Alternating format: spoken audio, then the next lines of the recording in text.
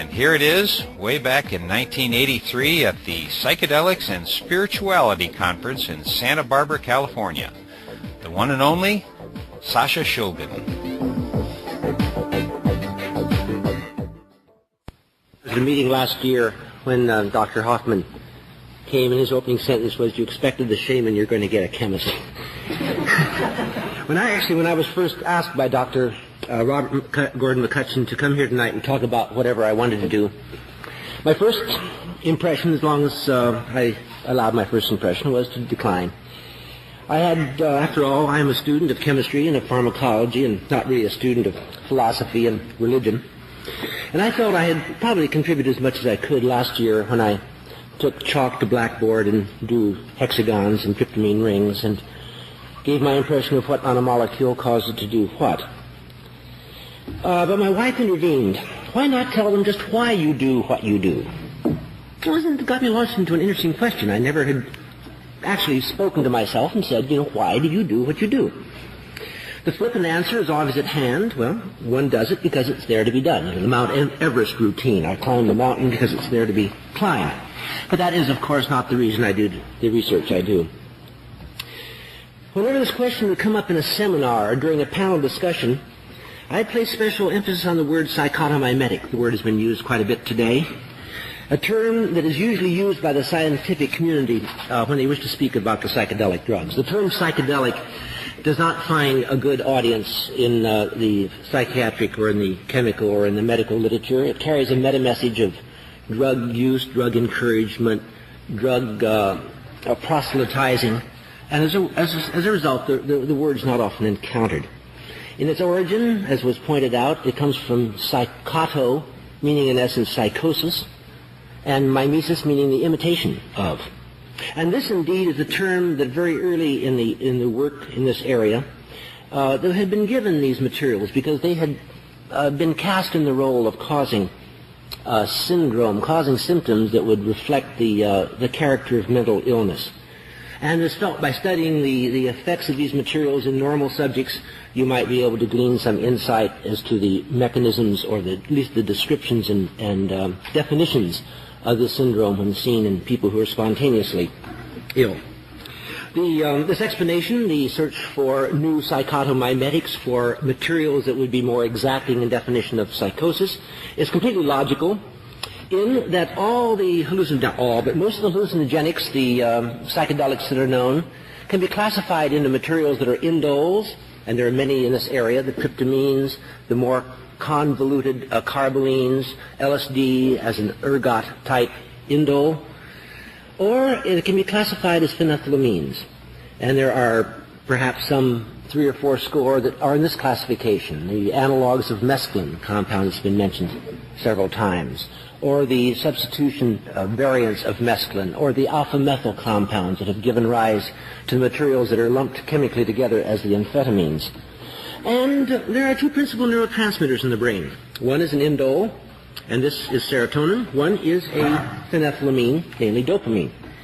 And it's very desirable from the point of the neurochemist to find pigeonholes that can classify things. Here we have a group of psychedelics that are all indoles, and we have a neurotransmitter that's indolic, serotonin. Here's a group that are all phenethylamines, and we have a neurotransmitter that's a phenethylamine.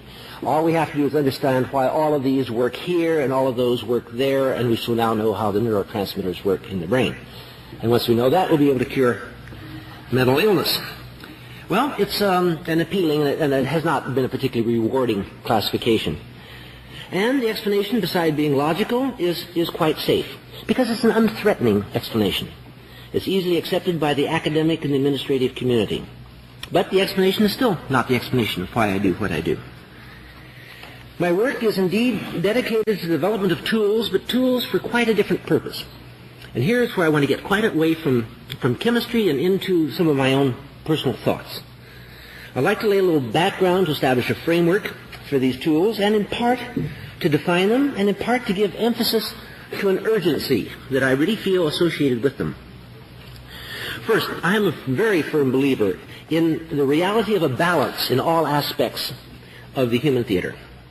When there seems to be a development of move that away, somehow, very shortly, or almost in concert, there is a move this way that keeps things in some delicate balance. If there must be a dichotomization of concepts into good and evil, then all good seems to contain its unexpressed evil, and all evil is unexpressed good. Within the human mind, there coexists the eros, the life-loving, the self-perpetrating force, with the thanatos, the self-destructive death wish. Both are present in each of us, but are usually separated by a very difficult to penetrate wall, the unconscious.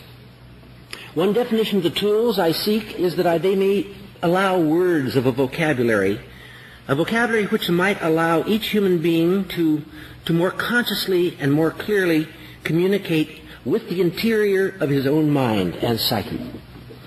This may be called a vocabulary of awareness. A person who becomes increasingly aware of, and so begins to acknowledge, the existence of the two opposite contributors to his motives and decisions may begin to make choices which are knowledgeable. And the learning process that follows such choices is the path that leads to wisdom.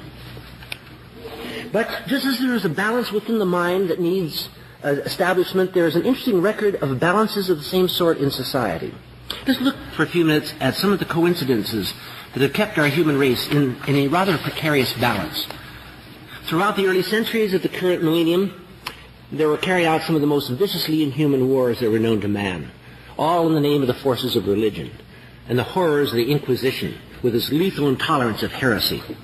And yet it was during these dark years that the structure of alchemy was established. Not to change base metals into noble ones, as is often thought, but to acquire knowledge through the study of matter. The work of the alchemists extended up to the Age of Enlightenment, with the urges of rationalism and of skepticism. And it was always directed toward the learning process. The reward of alchemistic effort has been simply stated as the effort to achieve the transmutation of base metals into gold. But as Ralph pointed out just a bit ago, this is not the actual reward. The value was the doing and the redoing of the process of distillation, of sublimation, of condensation, of precipitation. It was a continual, ever more exact effort to understand these processes, that from the learning of the process, one would be able to find a unity between the physical and the spiritual world. It was the doing and the redoing itself that was the reward. In the last 100 years or so, this learning process has evolved into what we call science. However, there has been a subtle shift in the goal, from the process itself to the results of the process. In this age of science, it is only the end result, the gold, that really matters. It is not the act of achieving, but the achievement itself that brings one the acknowledgement of his peers, that brings recognition from the outside world, that results in wealth and in influence and in power. And these end achievements, these results, show the same dichotomy of directions which was so evident in the previous centuries. For years, there had been no separation of values. Neither direction had taken the colors of good or for evil. Still, there were incredible coincidences of timing. For example, in 1895, Wilhelm Conrad von Lenken observed that when electricity was applied to an evacuated tube containing certain gases, a nearby plate covered with barium platinocyanide emitted a visible glow. And the next year, in 1896, Antoine-Henri Becquerel found that these same metal-producing emanations were being emitted from uranium. Radioactivity had been discovered.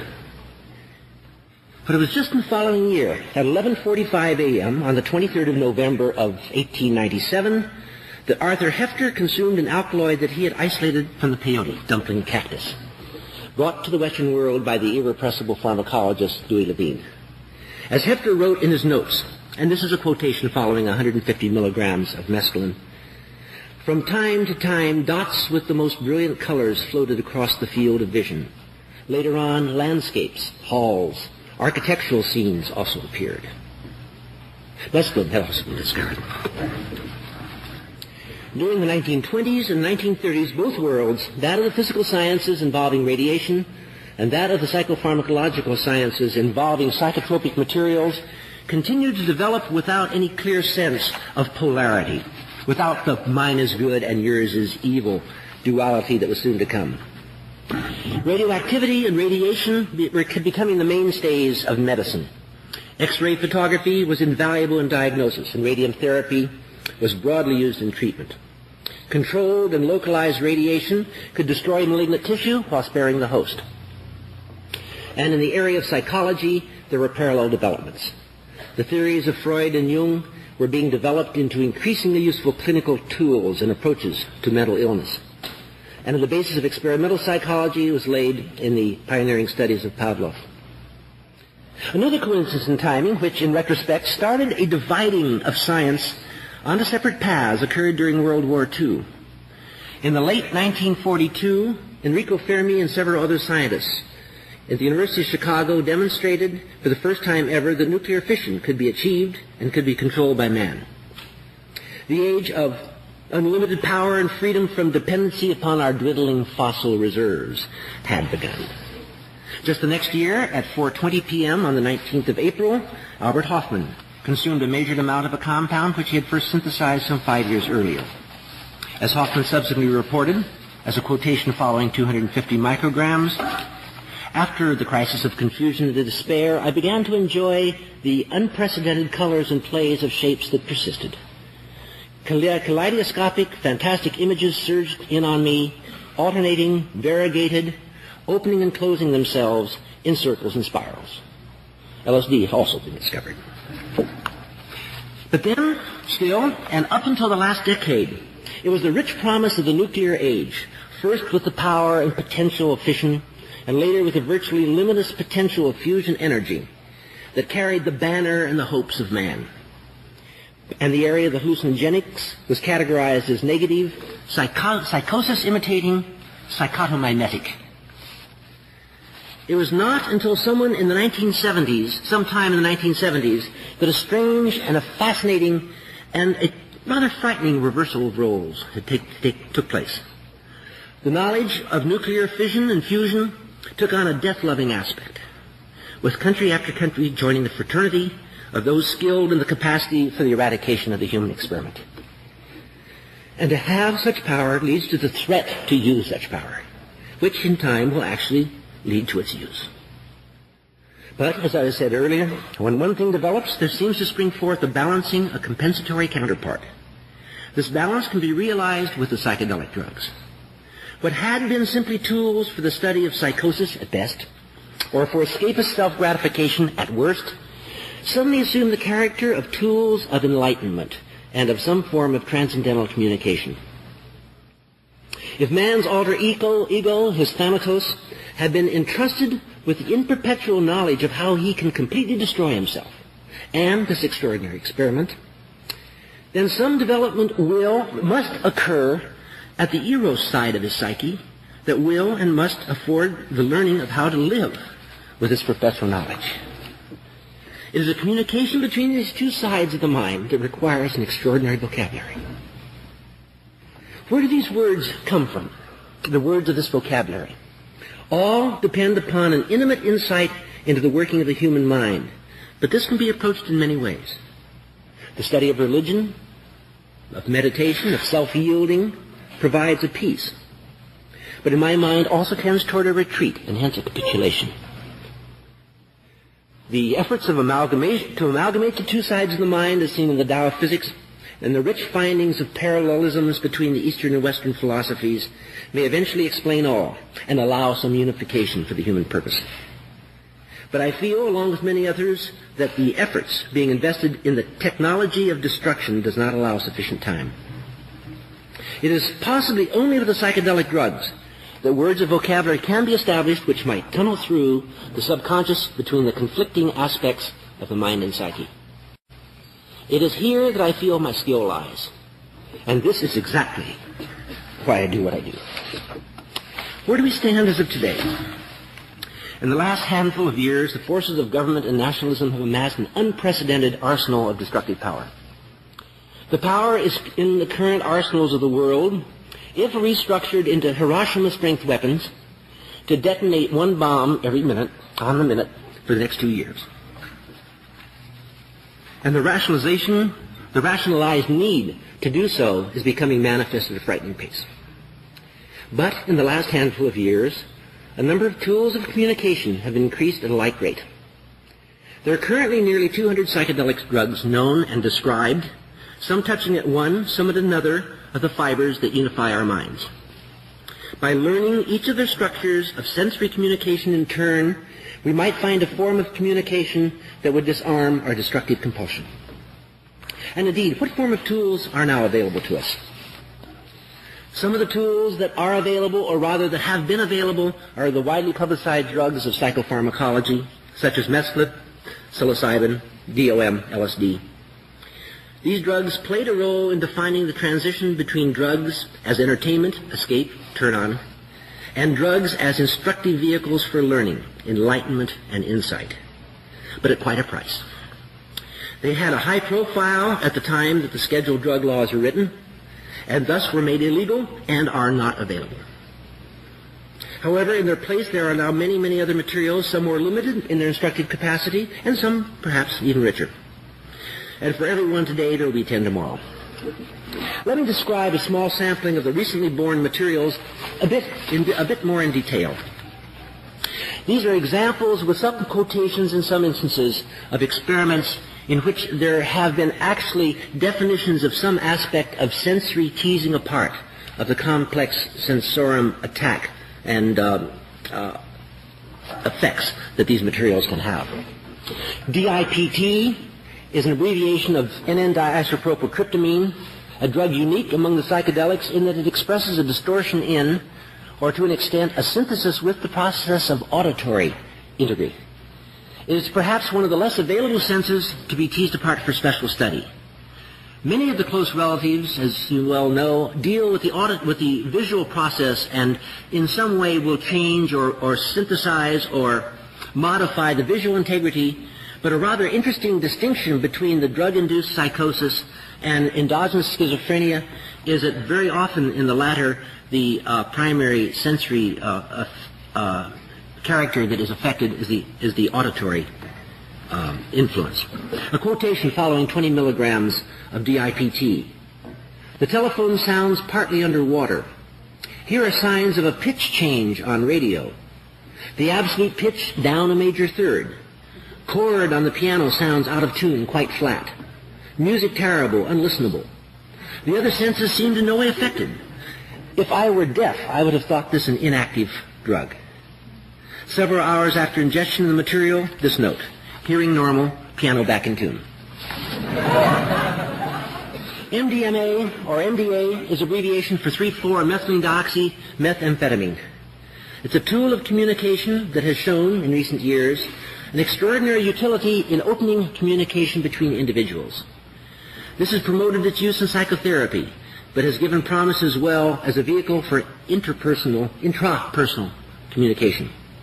This particular drug has been used clinically in many applications, and these today in probably number in the thousands. And it has commanded a remarkably good record of positive results. A quotation following 120 milligrams. We kept up a lively conversation covering many interesting aspects of our various family relationships. The conversation was unusually insightful and free of defensiveness. And following a 40 milligram supplement at the 2-hour point, Jean glowed with energy, became very beautiful. We talked freely and openly. Every bush and plant looks utterly alive. I am entranced by a large rock. As I look at its surface, I see the surface of a planet with mountains and valleys. Little crystals of mica are like jewels. Another material, 2CB, is the abbreviation for 2,5-dimethoxy-4-bromophenethylamine. A tool and a word of vocabulary which ties the mental process directly and constructively into the physical soma. The analgesic effects experienced with many, if not most, of the psychedelic drugs are not present with 2CB. On the contrary, there is an increased body awareness of every kind, including skin sensitivity, heightened responsiveness to smells, tastes, to sexual stimulation. One experiences increased consciousness of physical health and energy, or, on the other hand, sharpened awareness of any body imbalance or discomfort. 2CB allows rich visual imagery and intense eyes-closed fantasy without cluttering up of the mental field with too many elaborations. A quotation following 20 milligrams. along with the awareness of the body and the ability to deeply enjoy the fact that one is a physical as well as a spiritual being. The experience of 2CB allows exploration as far as one needs to go. There is at all times full connection with all parts of oneself, the emotional and the intellectual, the intuitive and the instinctual. It is a superb tool for learning and for growth. And 2CB allows one to recover baseline within 6 to 8 hours using a maximum dosage of 25 milligrams, usually lower in the area of 18 to 20. Another drug mentioned earlier, ketamine, is abbreviation for 2-orthochlorophenol 2-methylaminocyclohexanone, the antithesis of 2CB, in that it effectively separates the mind and the body. This allows the mind a separate and constructive state, apart from the physical groundings of the body. Although the primary clinical application of ketamine is as a dissociative anesthetic, an increasingly important direction of study is now being directed to the psychological loosening that it allows. MAL and CPM are abbreviations of the compounds that are fascinating analogs of mescaline, namely 4-methyl-3,5-dimethoxyphenethylamine and 4-cyclopropylmethyl-3,5-dimethoxyphenethylamine, two compounds that activate opposite sides of the sensorium. The former provokes an intense visual distortion at the retinal level, with consequential bizarre interpretations. The latter displays its effectiveness in the fantasy counterpart, seen only with the eyes closed. Following 65 milligrams of MAL, a quotation, within 2 hours, intense effect, beautiful, diuretic, good connections between parts of myself, continual fantasy and imagery, lovely experience of the erotic with husband. Around 12 hours, excellent solid sleep with clear, balanced dreams. Following 70 milligrams of CPM, at 2 hours, strong effect but no visual. Wonderful locking into music, deep loving, erotic, very good. With eyes closed, intense, colorful fantasy, much like LSD at times. No sleep before 18 hours. Lest anyone should have the impression, by the way, that research in this area leads always to God and to insight and to deeper experiences in loving, let me mention an example of a compound called 4-TASB, which is 4-thiol-ethyl-3-ethoxy-5-methoxyphenethylamine.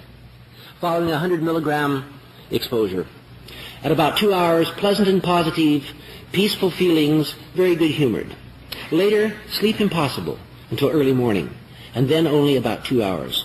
All next day could not rest or sleep. Feeling of nerve endings raw and active, anxiety over heartbeat. Frightening effects on nervous system. Depression, back of neck sore from tension. My first experience of being able to detect what felt like continual electrical impulses between nerve endings. Had the impression that if I allowed the wrong sequence of images to flow in my mind, I might experience some sort of convulsion, or at least a kind of mental shock or sorting out. When I tried to sleep, eyes closed fantasies became intensely negative and threatening. I could not smooth out the nervous system. Felt very vulnerable. Do not repeat. Alpha-O-DMS is abbreviation of 5-methoxy-alpha-methyltryptamine, an analog of a neurotransmitter serotonin that has been tailored chemically to allow it to enter into the CNS, into the brain. It is a very potent indole psychedelic that touches closely on those areas involved with primal energies. Several researchers experienced dreams of catastrophic events after exploring this material. One researcher, however, had a dream which involved as a complete science fiction scenario. He found it absolutely enjoyable and is still thinking of writing it up and sending it into a publisher. These are only about a half a dozen or so of many scores of fascinating compounds that are now available for the study of this developing vocabulary. This is where we are at the moment. Some materials show incredible promise, and some suggest caution. But what might we expect to emerge in the future? Let's look at the past history of other areas of psychotropic chemistry. A few decades ago, it was marveled at that drugs such as the opiates, including morphine and heroin, meperidine, could have such an exacting influence on the brain's integrity. Then it became known that there were natural factors in the brain that had these actions, and that there were specific sites in the brain that were pre-designed to respond to them. There were the enkephalins and their fragmented portions known as the endorphins, which were derived from the cephalic process and related to morphine. These met a person's need for the suppression of pain. Perhaps there are psychedelics from the psychedelics, and specific N-escalins from mescaline yet to be discovered that might relate to these communicative factors, which might be the natural which might be connected and eventually related to the natural receptor sites in the brain for transcendental communication. Their structures may someday be known. Their functions may someday be understood. There are a multitude of tenuous threads that tie together the fragile structure of the human spirit. The life-giving with the death-demanding side, the exalted voice with the mundane, the strongly centered self with the drive toward dispersion and loss of center. These all coexist in all of us, but there is an essential blockade between these inner worlds which I truly feel can be penetrated only with the words and the tools and the understanding that may be most easily obtained through the area of psychedelic experiences. William Blake said in The Marriage of Heaven and Hell, "Man has no body distinct from his soul, for that called body is a portion of soul, discerned by the five senses. The chief inlets of soul in this age, energy is the only life and is from the body, and reason is the bound or outward circumference of energy. Energy is eternal delight." These are responses to a heartfelt need for some vocabulary, to allow the establishment of a dialogue that might diffuse the accelerating mad moves toward extinction. My personal philosophy might well be lifted directly from Blake. I must create a system or be slaved by another man's. I may be wrong, but I must do what I'm doing. And I will do what I can as fast as I can.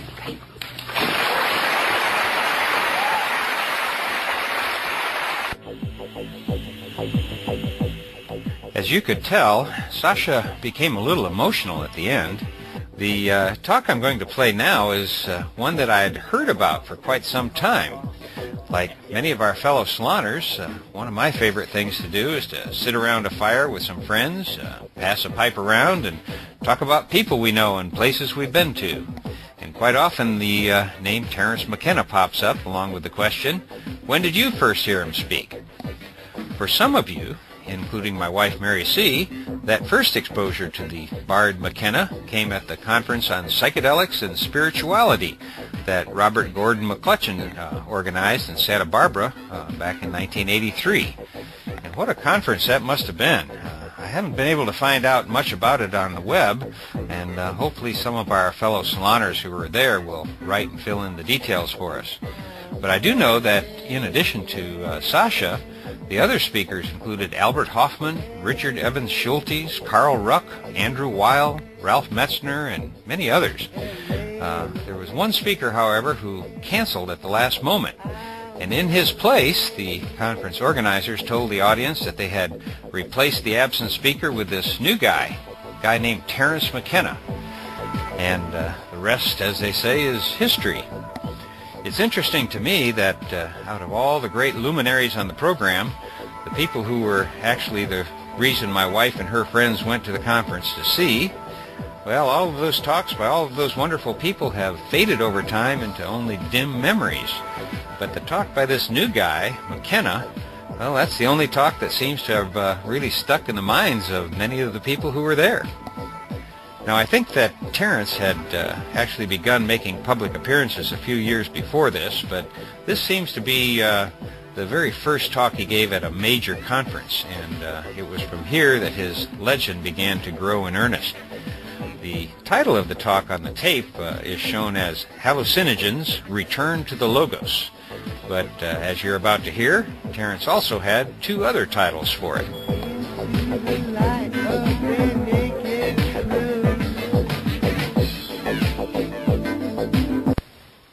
Originally going to call this talk Monkeys Discover Hyperspace, but I decided that was a little outrageous, and I settled on hallucinogens before and after psychology.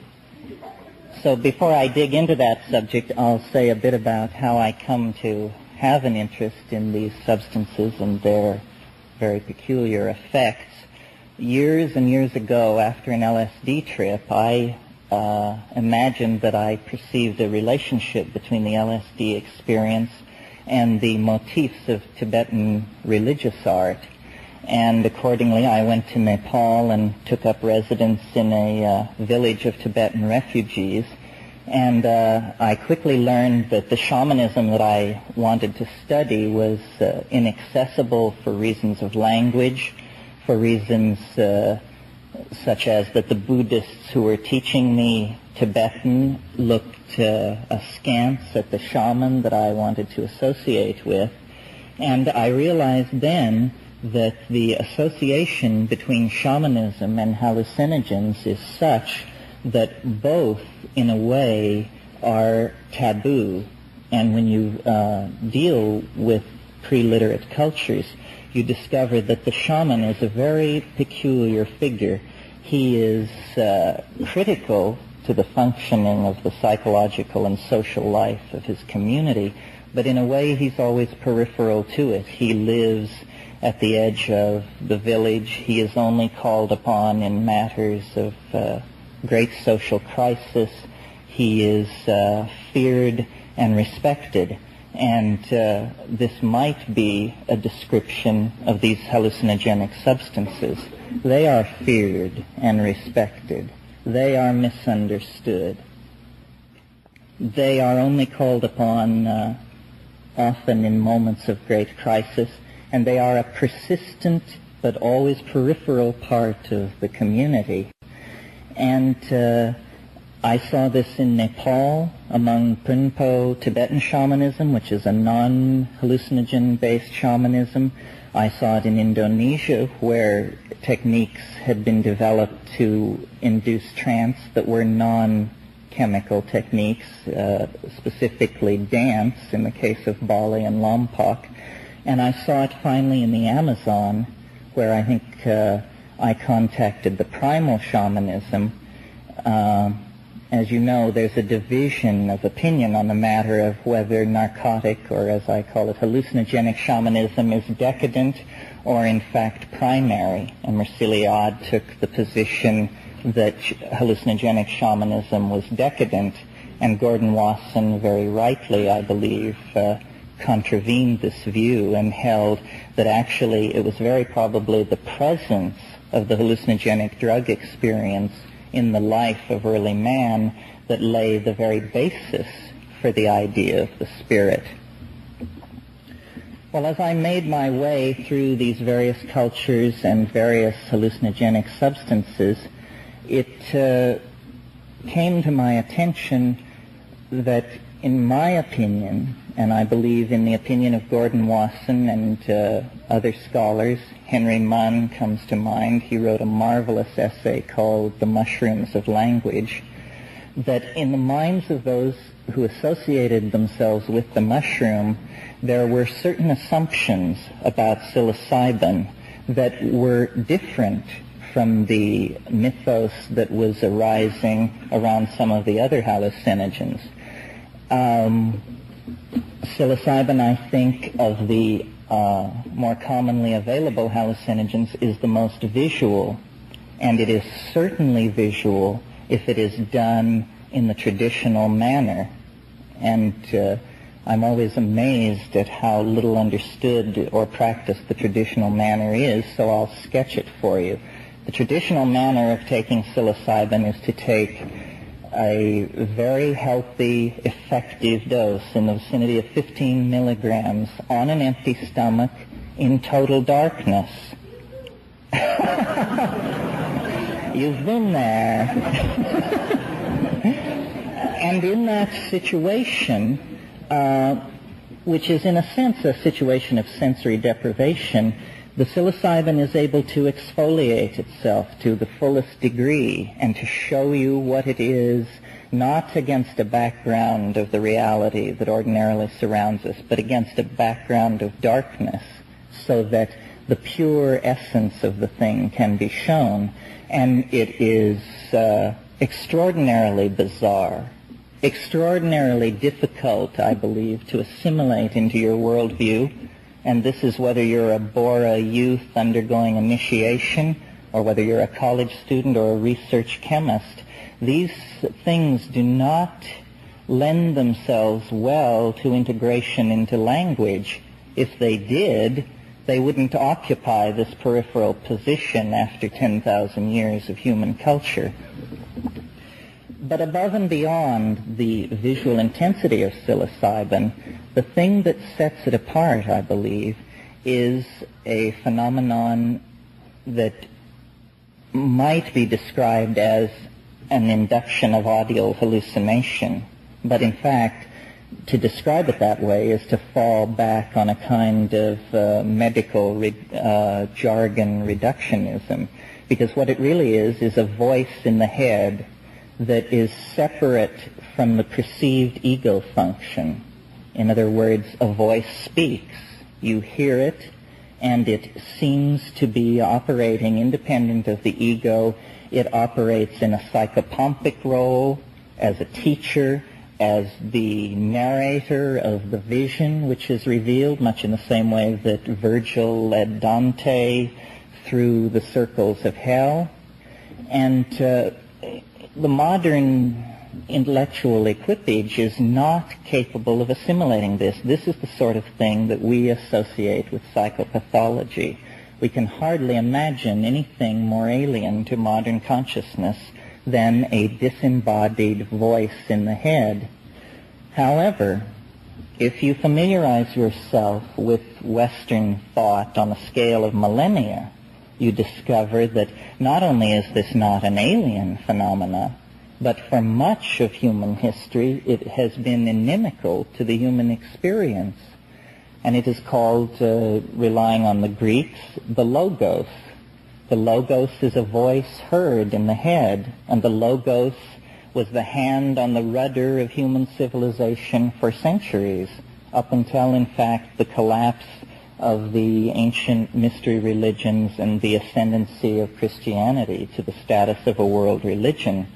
I'm sure many of you are familiar with the story in Plutarch of the fisherman who heard a great noise and saw something fall into the sea and heard a voice from the sky saying that great Pan was dead, that, in other words, the ancient gods had been eclipsed. And, in fact, in Jungian terms, the ancient god, by falling into the sea, had been submerged in the phonic unconscious and disappeared from the experience of ordinary people. From that period on, it was 15 to 17 centuries while Christianity worked out the implications of its message, while science spun away from Christianity and created its own set of modes. The New World was discovered, reason was enthroned, scientific method was enthroned, and the civilization that we know arose around us. But then, in 1953, Valentina and Gordon Wasson went to Huautla de Jimenez in the Sierra Mazatec of Oaxaca, and they discovered this mushroom cult. And it's my belief that to this day we do not know what exactly it was that they stumbled upon. Mushroom, drug, cult, all of these ideas about what it was rests on the assumption that we know what we're talking about when we talk about mind. And in fact, everything that has been said at this conference has rested on the assumption that we know what we're talking about when we invoke a concept like mind. But the truth of the matter is, ladies and gentlemen, that after 2,000 years of grappling with the problem, scientists cannot even tell you how you can form the conception that you will change your open hand into a closed fist, and it will happen. This is an intervention of mind into the world of matter that no philosopher has been able to give a satisfactory account of. Now, with the hallucinogens, this intervention of one realm into another, of mind into matter or matter into mind, is raised to a pitch of excruciating intensity. And it's my belief that one of the unconscious reasons which underlies the odd attitude of the establishment toward hallucinogens is the fact that they bring the mystery to the surface as an individual experience. In other words, you do not understand the psychedelic experience by getting a report from Time magazine or even The Economist. You only understand the psychedelic experience by having it, and therefore, to understand it is to embark on a course of action of self-education outside the context of your culture, because your culture has no answers about what this thing might be. Okay, so much for that. But psilocybin and DMT to a lesser extent, although it is so brief and so intense that it's sometimes hard to sort these things out, invokes a logos or reintroduces the phenomenon of the logos into the experience of modern people. So what can we make of this? I think we have to take it very seriously.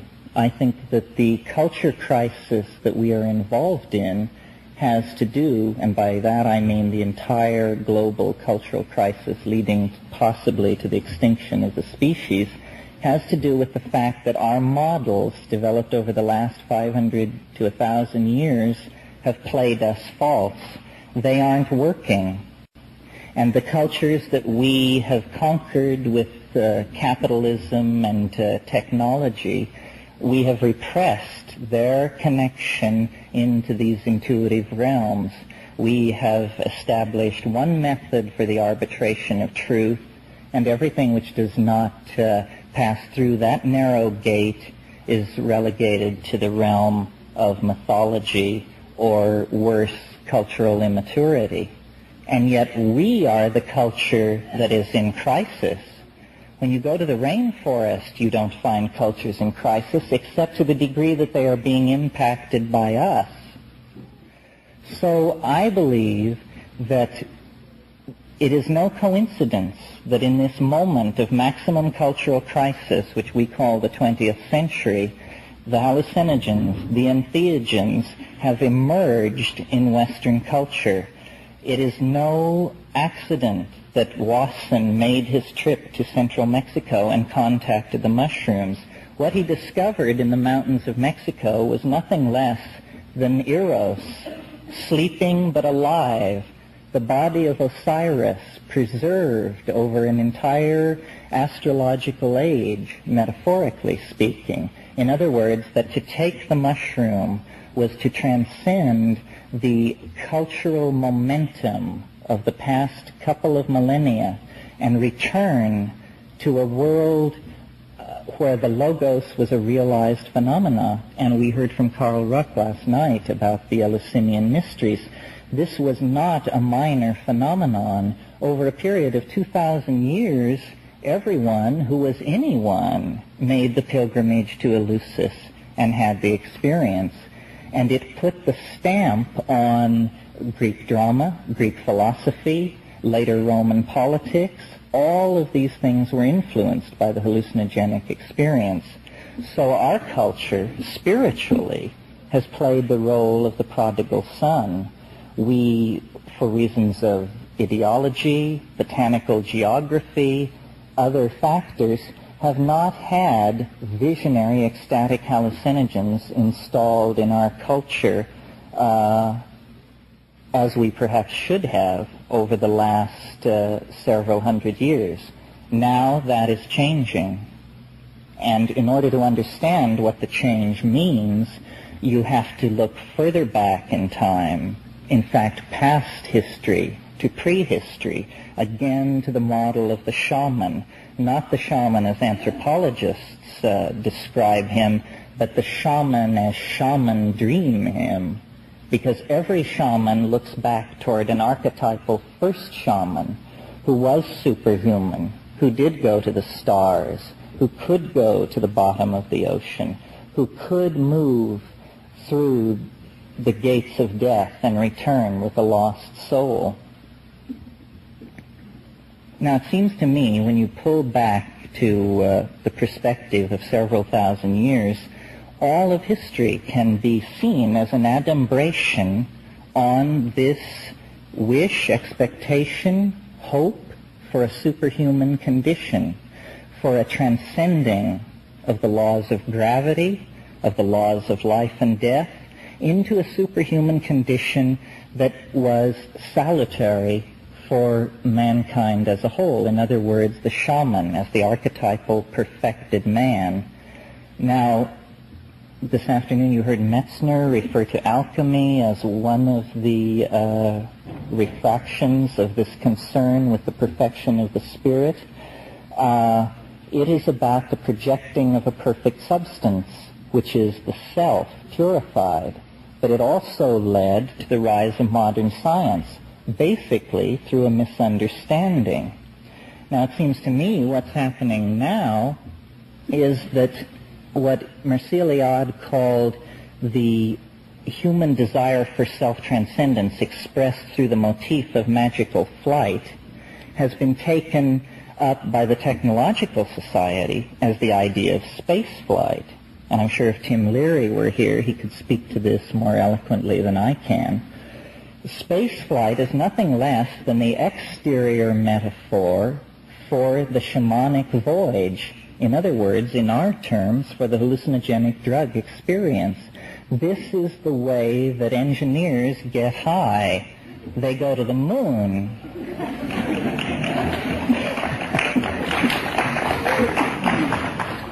What we need to do to transcend our cultural schizophrenia and to heal the rift between spirit and soul or world and self is to realize something which we all pay lip service to, at least I'm sure all the people in this room pay lip service to, which is the idea that the inside and the outside are really the same thing. But I don't think the cultural implications of that have been clearly drawn.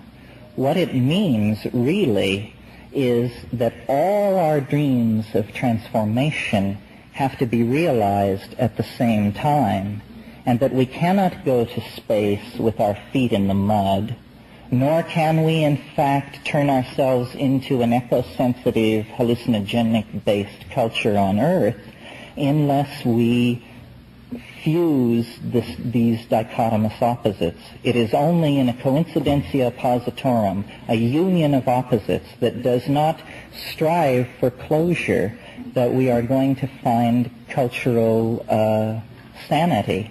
And this is the thing that the entheogens, the hallucinogens, deliver with such clarity and regularity. They raise paradox to a level of intensity that no one can evade. And in doing that, they set the stage for turning yourself into the kind of person who does not insist on having it either or, black or white. And a culture composed of those kinds of people will be a culture more civilized than any that we have seen so far. If I can paraphrase Teilhard de Chardin for a moment, he said, or I will paraphrase him this way, when the human race understands the potential of the hallucinogenic drug experience, it will have discovered fire for the second time. And this is what we're waiting for. We are waiting for the discovery of fire so that we can transcend the monkey business and get on with the great business of inhabiting our own imaginations. And it's impossible to take that position without someone saying, Manichaean, dualist, enemy of the body, perhaps. But since the very beginning of culture, what we seem to be are animals which take in raw material and excrete it imprinted with ideas. And we do this on a larger and larger scale, looking toward the day when all physical constraints can be lifted off of us, as they are in our imaginations, and we can erect the kind of civilization that we want to erect. And this vision was anticipated by no less a seer than James Joyce, who said, if you want to be phoenixed, come and be parked. Up in the Yent Prospector, here in Moycane, we flop on the Simi side. Moycane is the red light district of Dublin. But up in the Yent, prospector, you sprout all your worth and woof your wings. This was part of his program. He hoped that man would become dirigible, as he put it. And he didn't live to see the revolution of the hallucinogens, but I think had he would have felt that man was well on his way to becoming dirigible. And it seems to me that we stand at an enormous threshold. The future of the human mind must loom large in the future of the human species. If it doesn't loom large in the future of the human species, then we are in very big trouble. Now, a term that has been applied, or was early on applied, though I haven't heard it used at this conference, to hallucinogens was a consciousness-expanding drug. And this may not be automatopoeic, but it's certainly phenomenologically accurate and neutral. They are consciousness-expanding drugs. And the question, what is consciousness, cannot be divided away from the question, is man good? And this is a question that we have to answer for ourselves, because I believe that we are not going to extinguish ourselves, that we are going to evade the many obstacles that are so obviously ahead of us in the next few years. We are going to reach the threshold of the galaxy, but in what form? And in order for the form in which we reach the edge of the galaxy and present ourselves to the hegemony of organized intelligence that must exist there, in order for that form to be worthy, we are going to have to go with our minds fully illuminated in front of us. And that means that we can have no more truck with the idea of an unconscious, of an inaccessible and dark part of the human psyche that cannot be controlled. That is obviously a description of the childhood of an intelligent species. And I believe that these hallucinogens signal the end of that childhood. There have always been individual shamans who have made that transition, and in that sense, the taking of hallucinogens is an ahistorical phenomenon. It has always been going on. But the idea of psychedelic societies is something new, and it doesn't necessarily mean that everyone takes the drug.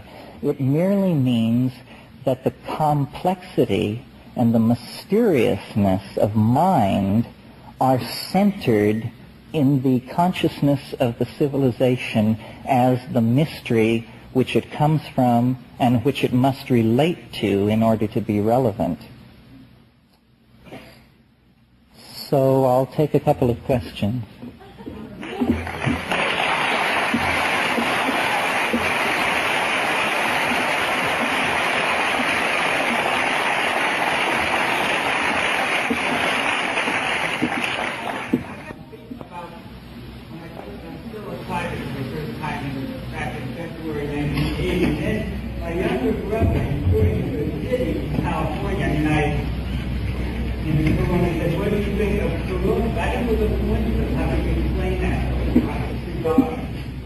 A coincidence is what you have left over when you apply a bad theory.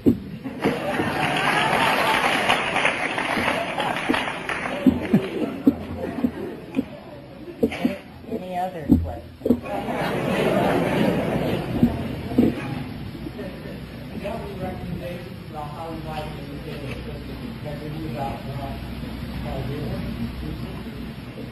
About this idea that the mind is the central,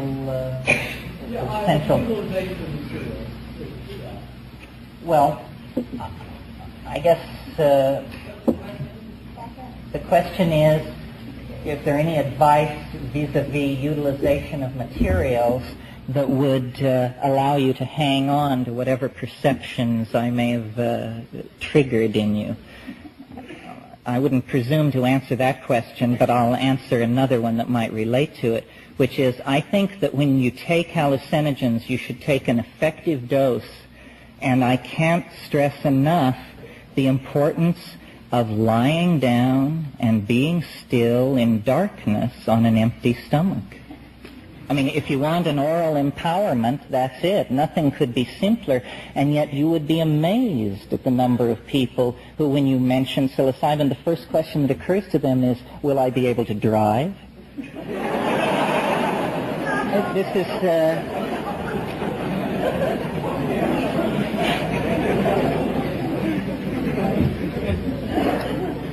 One more.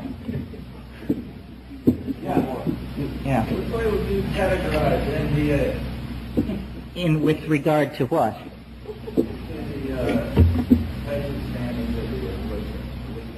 Well, NDA, the word empathenogen or empathogen seems to me very appropriate. It is not a powerful visual hallucinogen. I'm very interested in the visual hallucinogens because it seems to me they pose certain fundamental questions about information theory and that kind of thing. For instance, where do these hallucinations come from? These extremely intricate, far more intricate than any visual scene that your eye falls upon in ordinary reality. These intricate, ever-shifting information patterns. I don't believe that they can be reduced to spirals, lines, and dots. What I see isn't like that. It's more as though you had a holographic hyperspatial radio and you just tune down the dial, and here's a desert world in a triple star system, and here is a city somewhere inhabited by insectile creatures with a machine symbiosis. Here is something else, and it's just flipping by. I would prefer to believe that the human imagination is the holographic organ of the human body, and that we don't imagine anything. We simply see things so far away that there is no possibility of validating or invalidating their existence.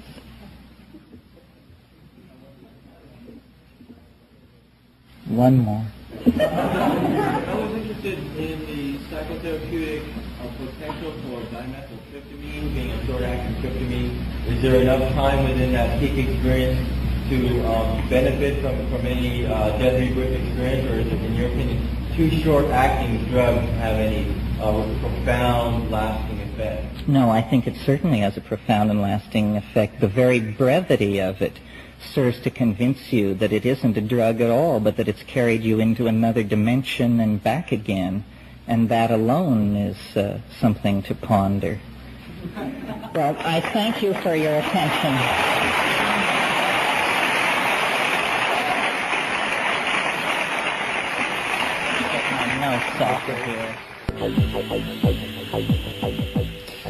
Wow, what an experience that was for me just now.